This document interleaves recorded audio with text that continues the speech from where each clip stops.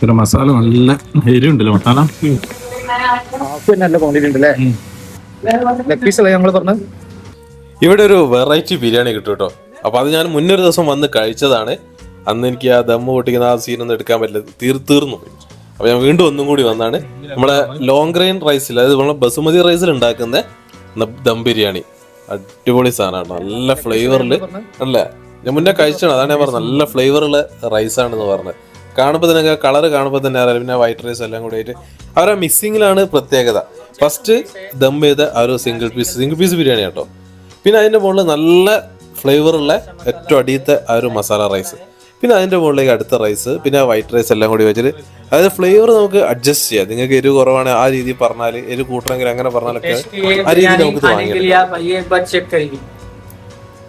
അപ്പോൾ എന്തായാലും ബായ് പറഞ്ഞ പോലെ ഒന്ന് കഴിച്ച് ടെസ്റ്റ് ചെയ്ത് നോക്കാം അല്ലേ. ഞാൻ ഒരു തവണ കഴിച്ചതാണ്, നോക്കട്ടെ കേട്ടോ.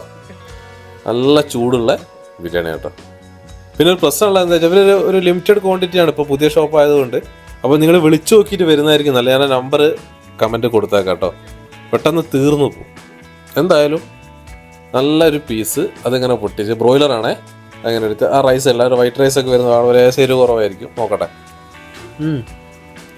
നല്ല ഫ്ലേവർ ഇട്ട് അന്ന് കഴിച്ച അതേ ഒരു ഫ്ലേവർ തന്നെ, സാധനം സെറ്റാണ്. നല്ല സോഫ്റ്റ് ആയിരിക്കും പീസ്.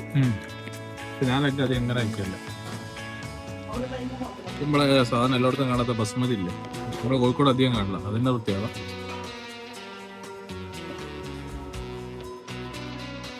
ഒരു ചെറിയ പീസ് വെക്കുക, ആ ഒരു റൈസ് കൂട്ടി അങ്ങോട്ട് പിടിക്കുക. ആ ഫസ്റ്റ് എടുത്ത വൈറ്റിനെക്കാട്ടും ഫ്ലേവർ ഇതിന് കൂടുതലാണ് കേട്ടോ, ആ ഒരു റൈസിൻ്റെ ആ ഒരു ഇത് തന്നെ. പിന്നെ തൈര് വരുന്നുണ്ട്, അച്ചാർ വരുന്നുണ്ട്, എല്ലാം കൂടി ഇതിന് ഒരു 120 രൂപയാണ് ചാർജ് ചെയ്യുന്നത് കേട്ടോ.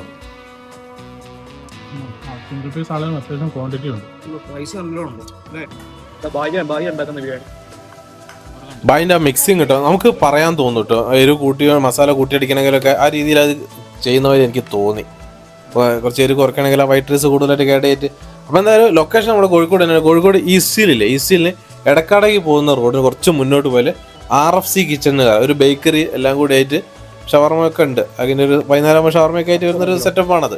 അവരെ ബേക്കറി തന്നെയാണ്. അപ്പോൾ അതിൻ്റെ തൊട്ടടുത്ത് ചെറിയൊരു റൂമാട്ടോ അത്.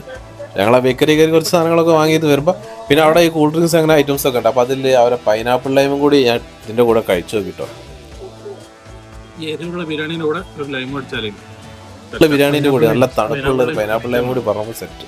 അപ്പോൾ എന്തായാലും നമ്പർ ഞാൻ കമൻറ്റ് കൊടുത്തേക്കാം, നിങ്ങൾ വിളിച്ചു നോക്കിയിട്ട് പോയി കഴിച്ചു കേട്ടോ. അപ്പോൾ ശരി, അടുത്ത വീഡിയോ കാണാം, ബൈ.